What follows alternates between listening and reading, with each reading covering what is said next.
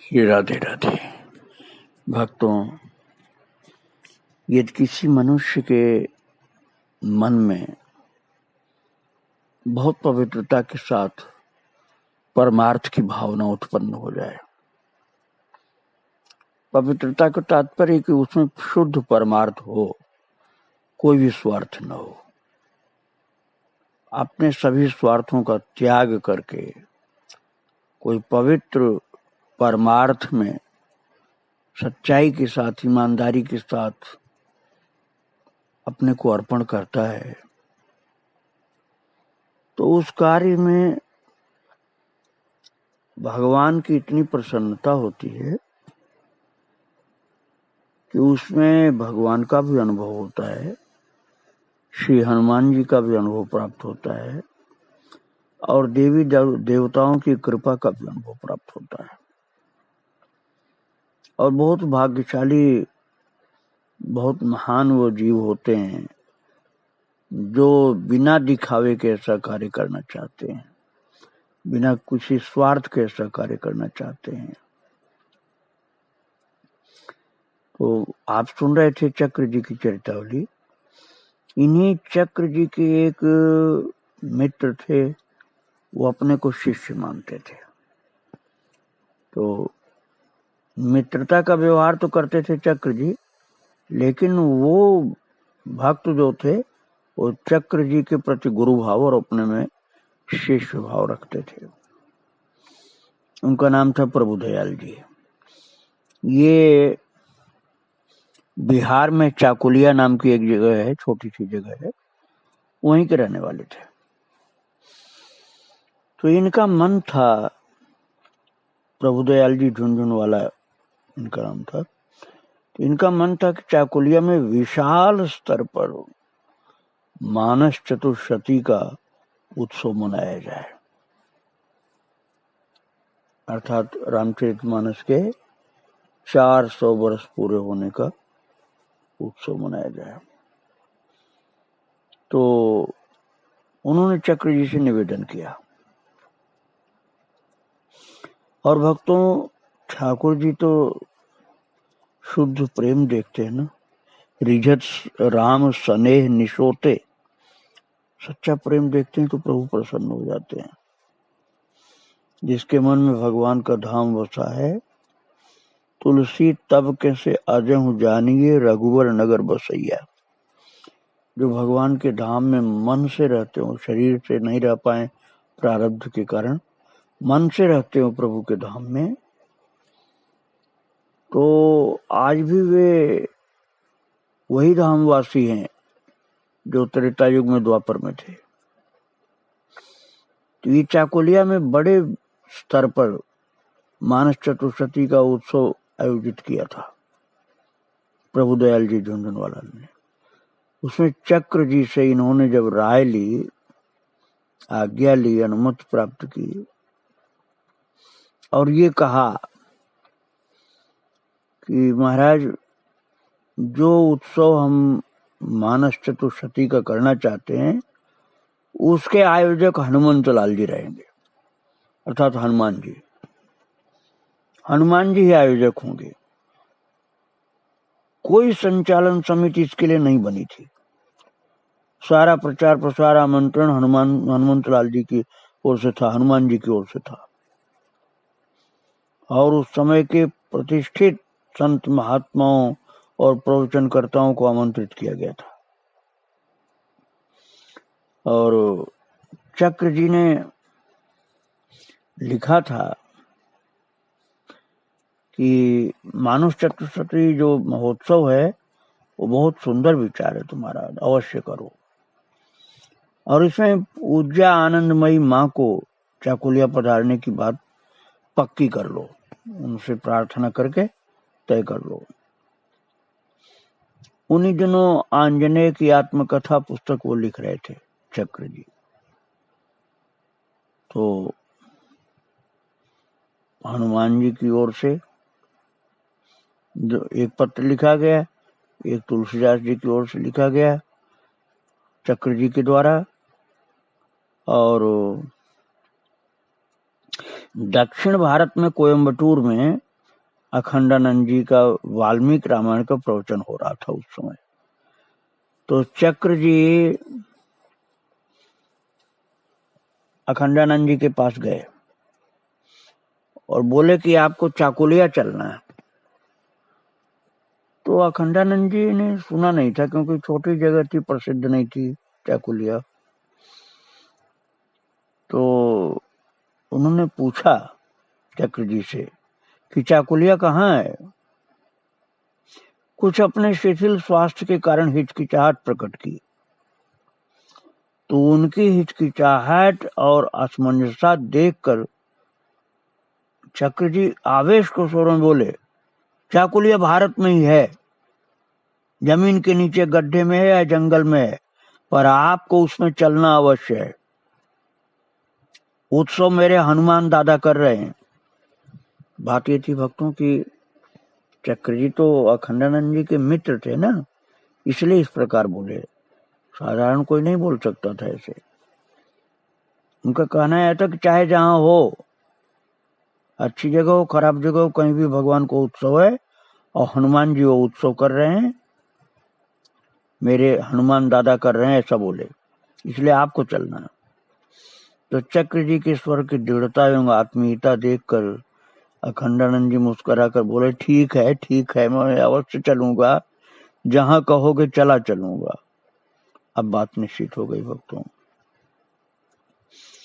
तो उत्सव प्रारंभ होने के पूर्व ही चक्र जी चाकुलिया पहुंच गए और उत्सव 6 नवंबर 1976 को प्रातः से प्रारंभ होने वाला था।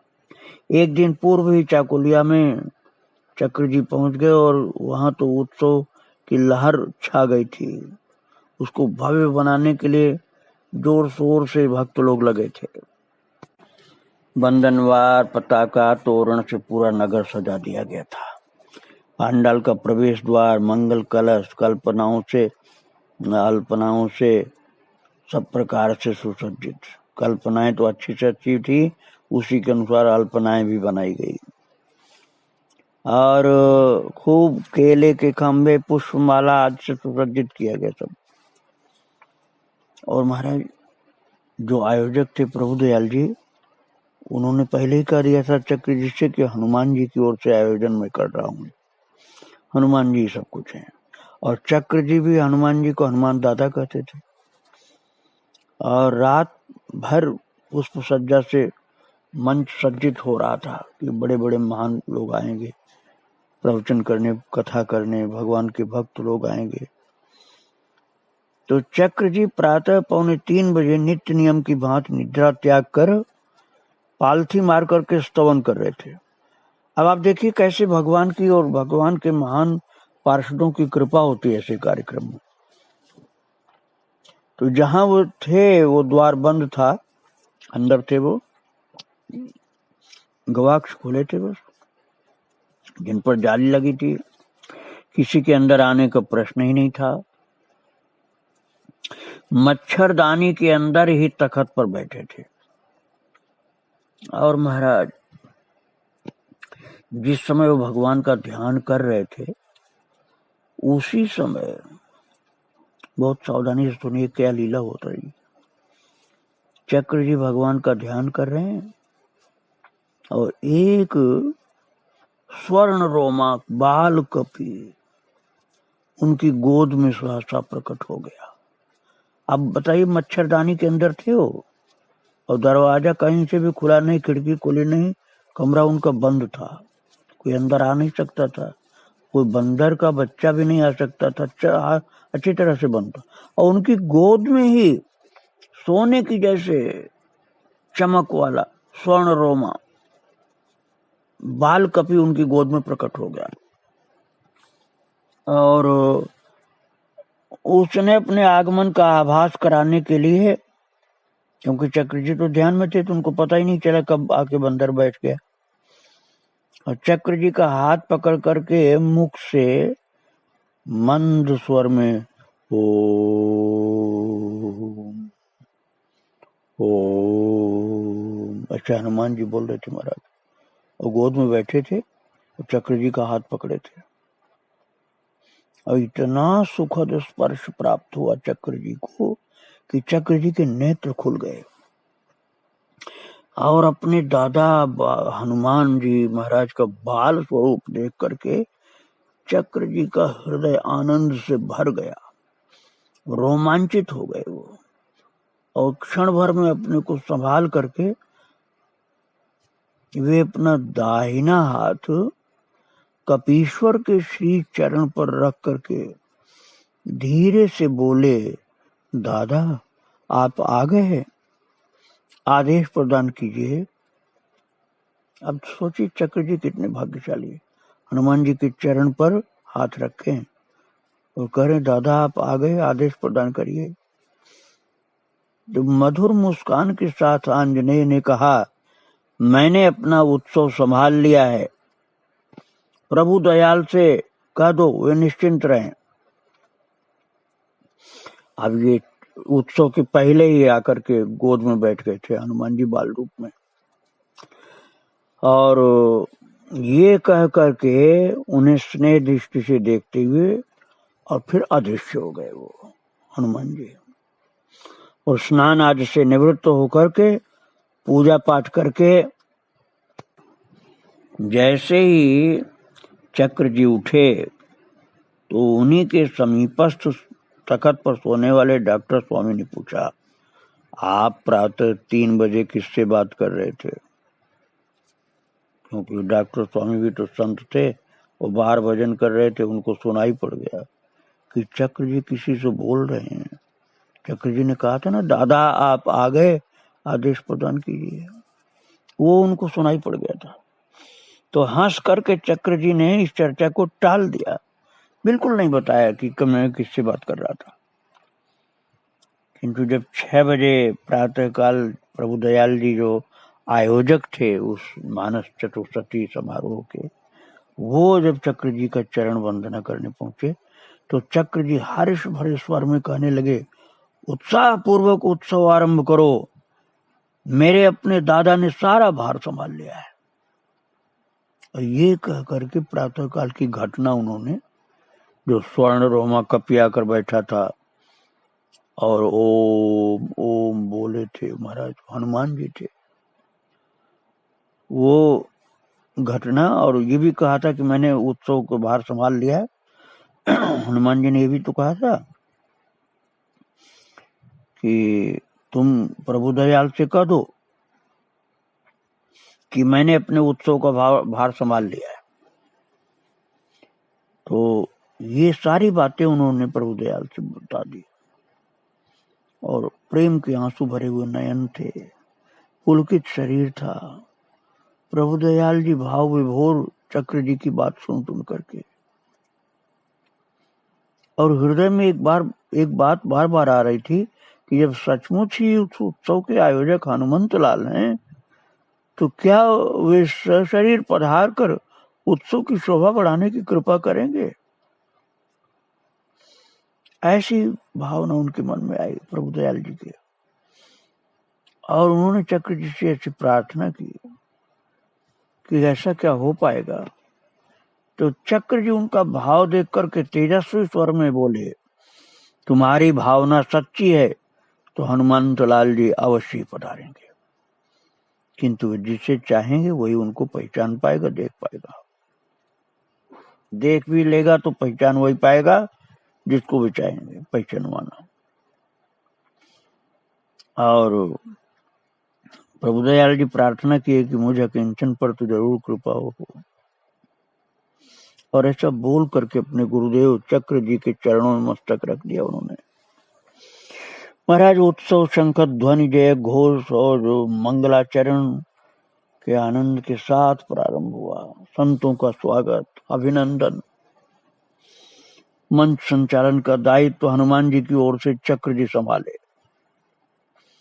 और हनुमान जी के एक मानवाकार आकृति विशाल बना करके ऐसी लगाई गई कि वे हाथ जोड़े हुए स्वागत कर रहे हैं जो लोग आ रहे हैं उन सबका, और सुंदर वस्त्र से श्रृंगार किया गया था हनुमान जी का। भव्य श्रृंगार, भव्य स्वरूप था।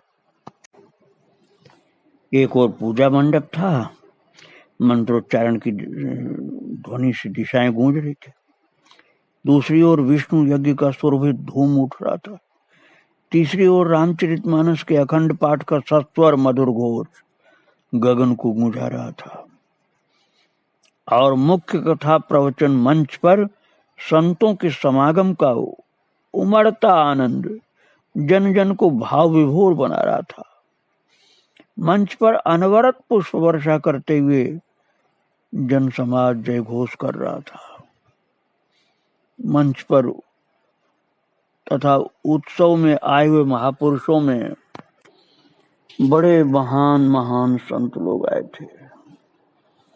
बहुत महान महान संत लोग, सीताराम शरण जी अयोध्या वाले, लक्ष्मण किलाधीश, अखंडानंद जी, धर्मानंद जी, सदानंद जी, बैरागी बाबा पूना के, और राम किंकर जी रामायणी, पंडित राम कुमार दास जी रामायणी मणि पर्वत वाले अयोध्या जी के, शंकराचार्य जी, ये सब लोग पधारे थे दोस्तों।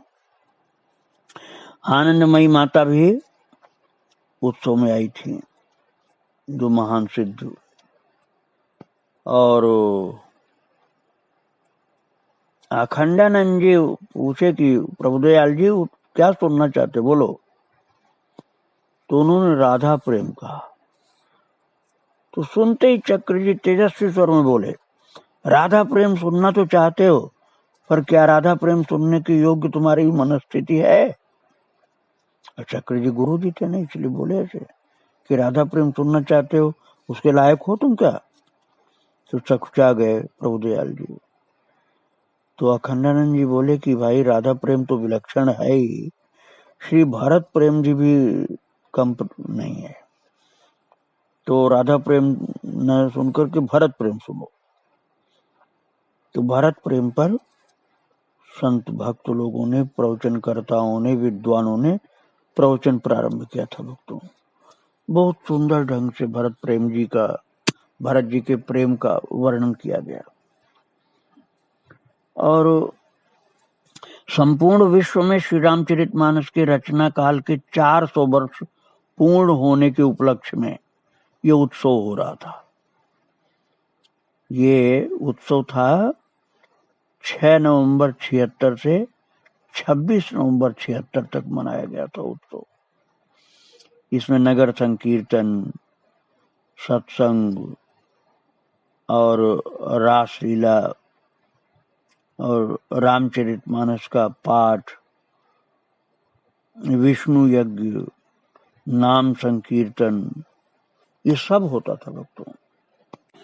तो प्रभु की कृपा से भक्तों, मैंने ये तो आपको बतला ही दिया कि उत्सव के प्रारंभ होने के पहले ही स्वर्ण रोमा कपि के रूप में गोद में बैठ करके दर्शन दिया था श्री हनुमान जी महाराज ने चक्र जी को ब्रह्म मुहूर्त में बंद कमरे में, और ओमकार की ध्वनि की थी। और ये भी कहा था, मैंने उत्सव का भार संभाल लिया है, तुम प्रभुदयाल से बोल देना। और अब प्रभुदयाल के मन में ये भावना प्रकट हुई कि हमारे गुरुदेव चक्र जी को हनुमान जी ने गोद में बैठकर दर्शन दिया, क्या मैं भी हनुमान जी का दर्शन कर पाऊंगा इस उत्सव में, मानस चतुर्दशी उत्सव में? ऐसी आकांक्षा इनके अंदर थी। तो उन्होंने गुरुदेव से निवेदन भी किया, और चक्र जी ने कह दिया था कि हाँ, तुम्हारा भाव है तो दर्शन मिलेगा। ये मैंने आपको पहले बता दिया। अब आगे घटना में आपको बता रहा हूं कि जिस पूजा मंडप में रामचरितमानस के अखंड पाठ चल रहे थे, 4 विद्वान, सदाचारी और भक्त ब्राह्मण बारी बारी से पाठ करते थे। ऐसे छांट करके ब्राह्मण लाए गए थे, खान पान में शुद्ध, भगवान की भक्ति में लीन और बड़े सदाचारी ब्राह्मण। ऐसे ब्राह्मणों की खोज की गई थी चक्र जी के द्वारा। और 3-3 घंटे के बाद इन लोगों की पारी आती थी। दूसरे एक मंडप में तो रामचरितमानस का पाठ होता, दूसरे मंडप में विष्णु यज्ञ चल रहा था। और प्रभु दयाल जी यज्ञ मंडप की परिक्रमा कर रहे थे।